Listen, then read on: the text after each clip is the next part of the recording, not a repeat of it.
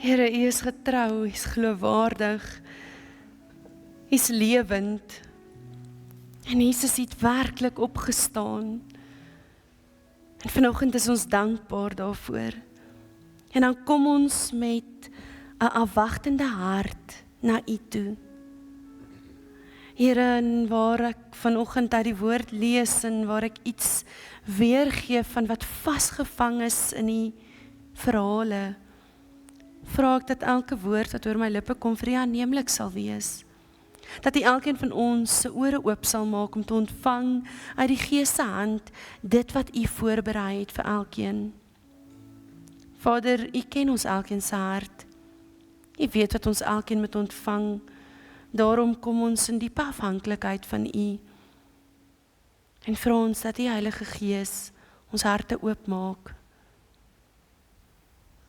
vir dit wat ons hoor. In U naam ontwil. Amen.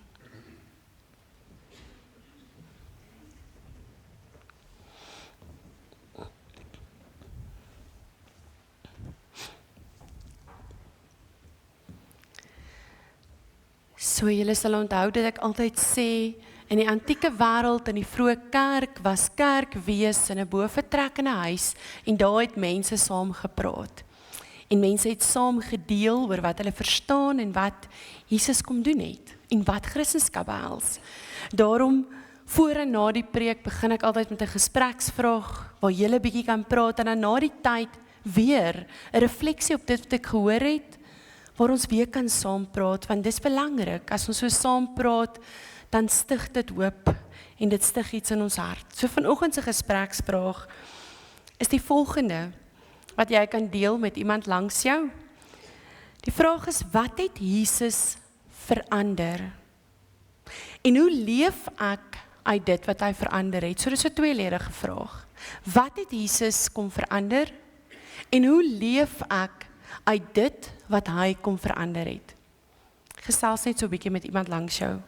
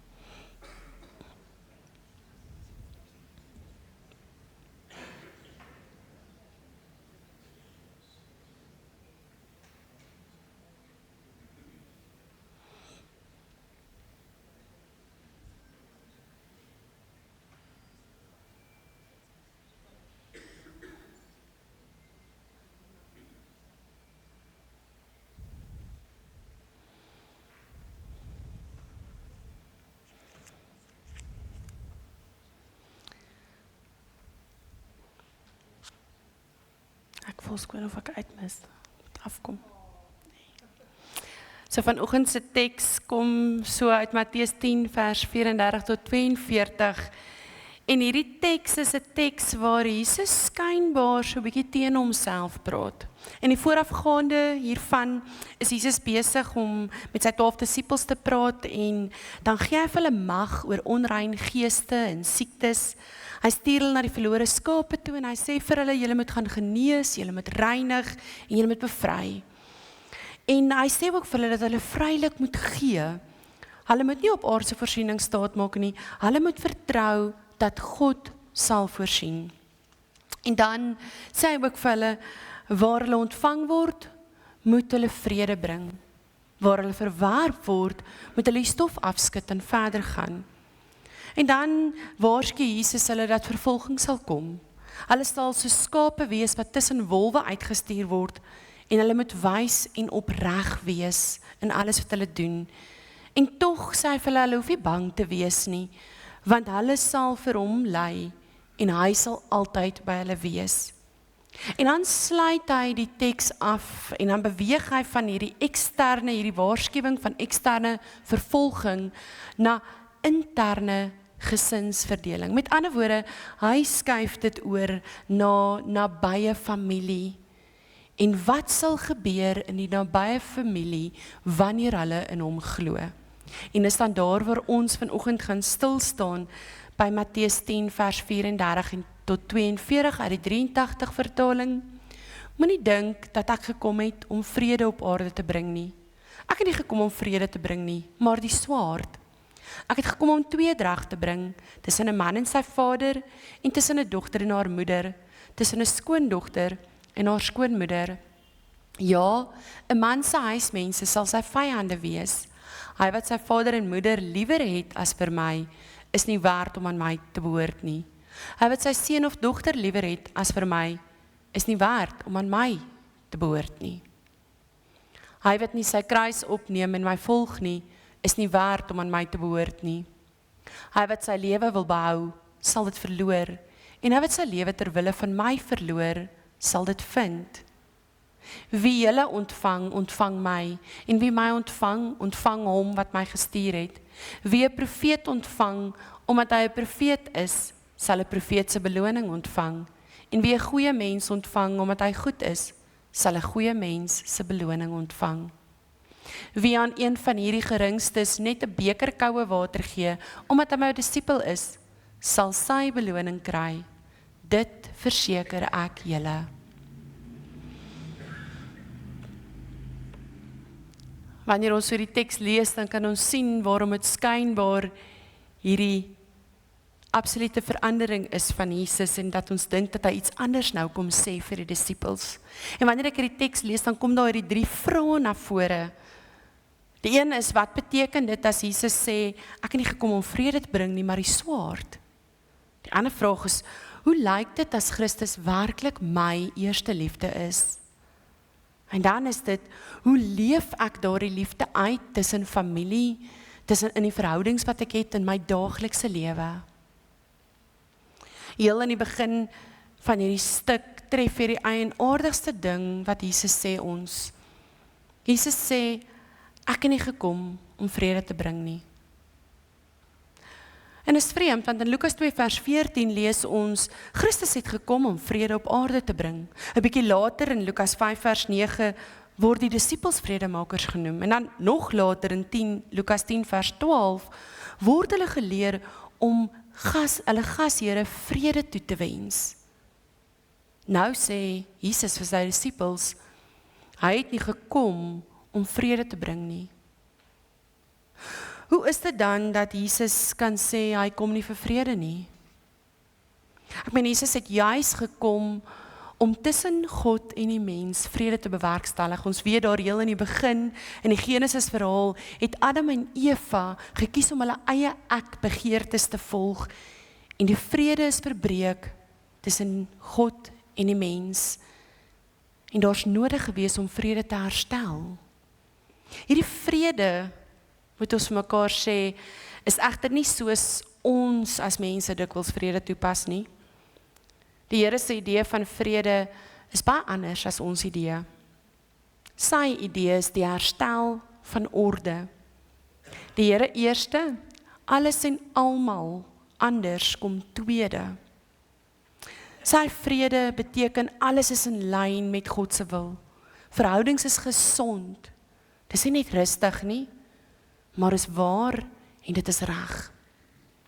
Geregtigheid en waarheid kry voorrang bo gemak en goed voel. Ons moet vir mekaar erken, die menslike idee van vrede is daai sinnetjie wat ons so graag gebruik. Ek wil tog net die vrede bewaar.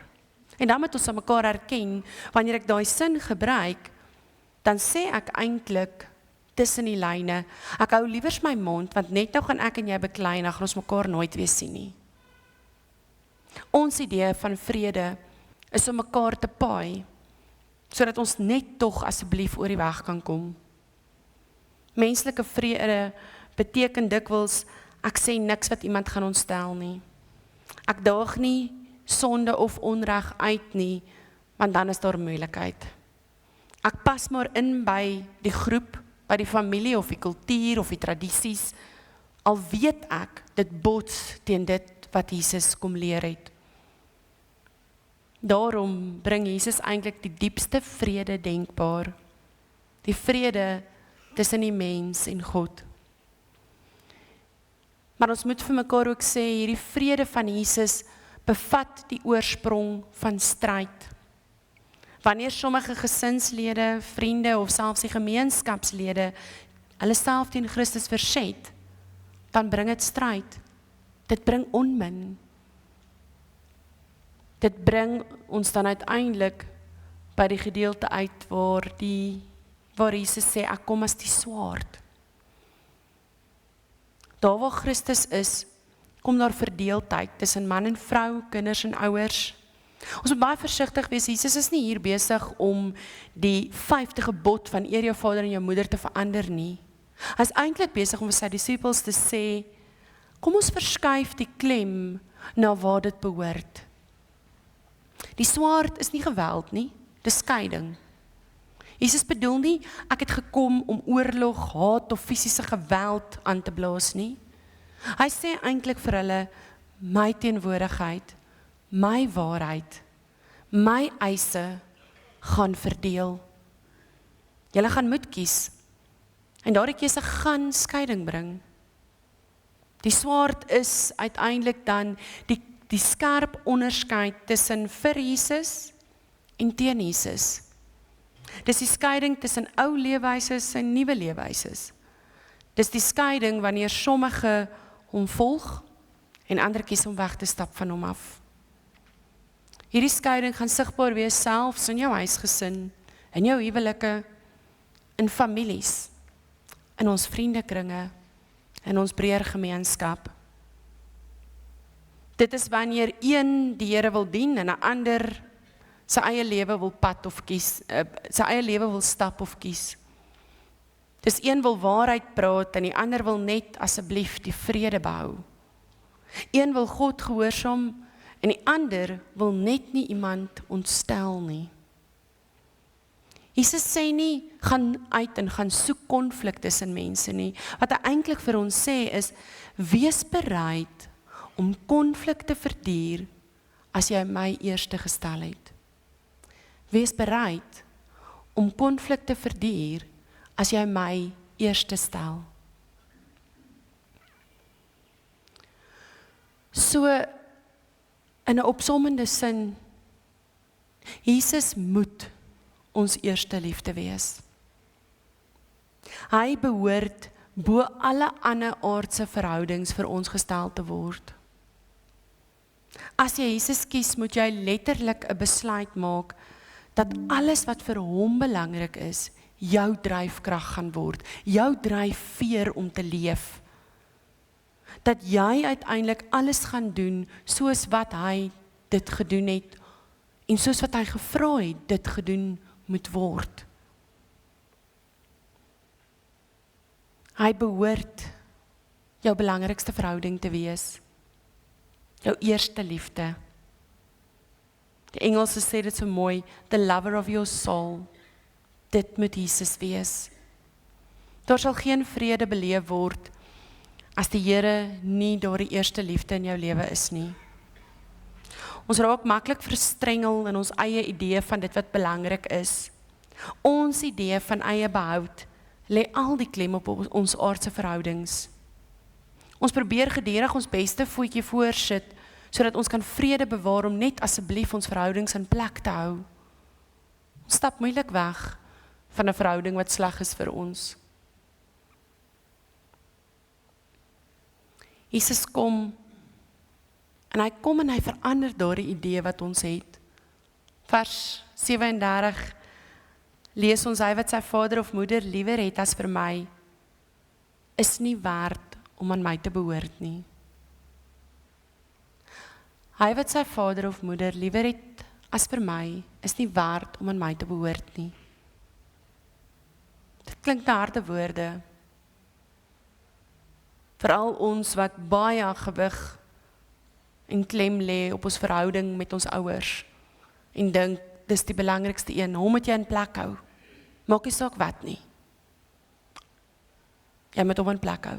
Nou sê hy, as jy jou vader of moeder liewer het as vir my, dan is jy nie werd om aan my te behoort nie. Dis hard, maar is eintlik bevrydend. Eintlik maak dit jou vry, want wat Jesus hier kom vra in sy stelling, is die volgende: wie sit bo aan jou loyaliteitslys?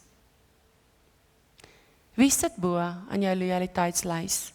Jou man, jou vrou, jou ouers, jou kinders, jou kerk,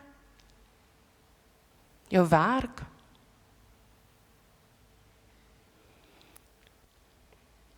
Hy vra dat hy moet bo sit. Jesus kom en hy herorden al ons verhoudings. Hy kom en hy stel dit in die regte orde. Hy kom nie en kanselleer die feit dat eer jou vader en jou moeder, of asseblief hê net jou lewensmaat lief, of jy moet jou kinders lief hê nie. Hy kanselleer dit nie, hy vat dit nie weg nie. Hy herorden dit. Hy sê God eerste, dan al die ander verhoudings. As God liefde is, en ek doen moeite met God wat liefde is, dan eers kan ek lief hê op 'n gesonde manier, op die regte manier. As ek my kinders se goedkeuring bo die Here se soek, as ek my maat se gemak bo gehoorsaamheid aan die Here stel, as ek my ouers se tradisie bo Jesus se voorbeeld eer, dan is Jesus nie meer my eerste liefde nie. Dan het hulle, of die eie ek begeertes, my afgode geword.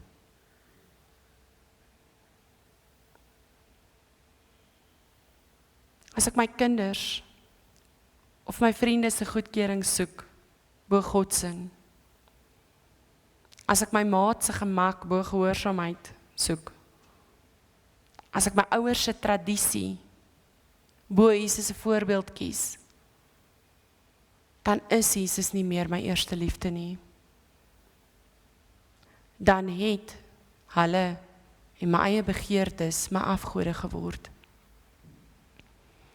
Verhoudings wat ons het hier op aarde is 'n bonus, want dit moet vloei vanuit ons verhouding met God, nie andersom nie.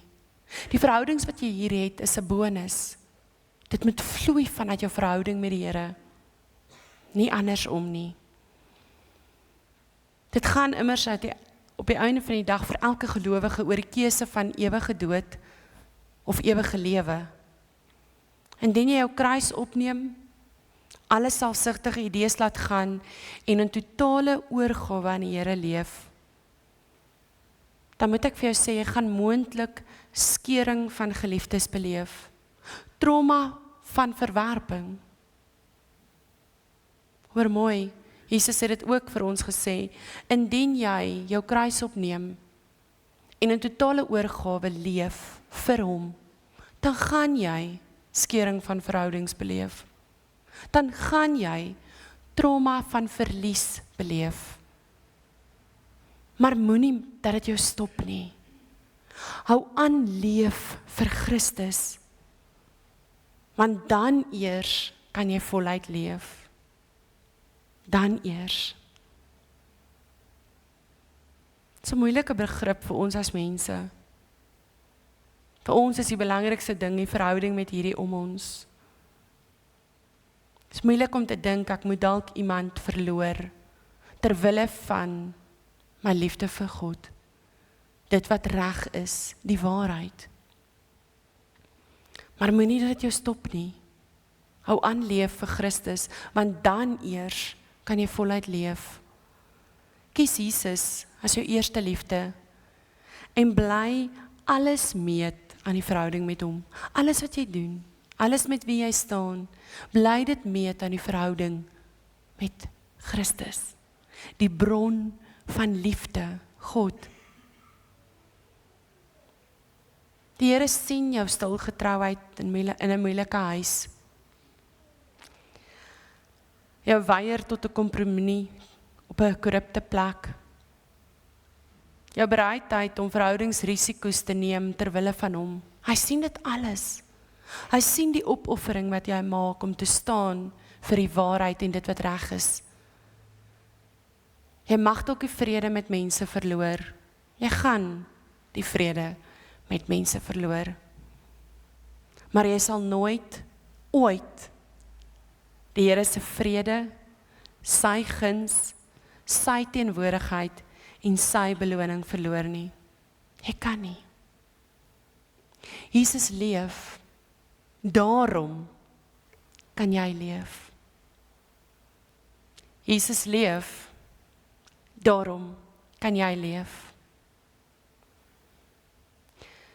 Ek wil vir jou vra om daai selfde persoon te deel, as jy vrymoedigheid het. Watter verhoudings probeer jy paai en hou jou weg van Jesus af? Watter verhoudings waarin jy tans staan, probeer jy paai, probeer jy die vrede bewaar, en daardie verhoudings hou jou weg van Jesus af? Deel dit net met die persoon met wie jy nou gepraat het.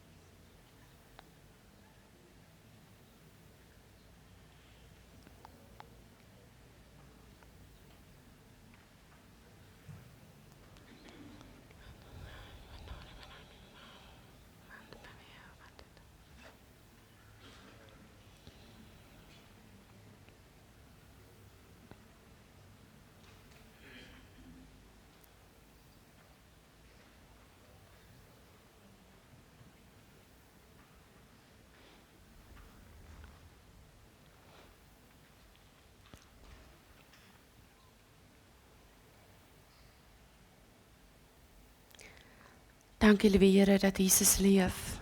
En daarom kan ek leef. Here, en mag U Heilige Gees in elkeen van ons harte vanoggend weer opnuut hierdie bonatuurlike krag sit om vorentoe te beer en aan te hou leef soos wat U geleef het, Jesus. Help ons om die verhoudings te weerstaan wat ons weggly van U af.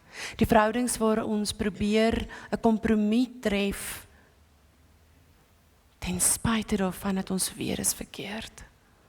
Here, gee ons die waagmoed om op te staan vir wat waarheid is, U evangelie. Om op te staan vir U liefde.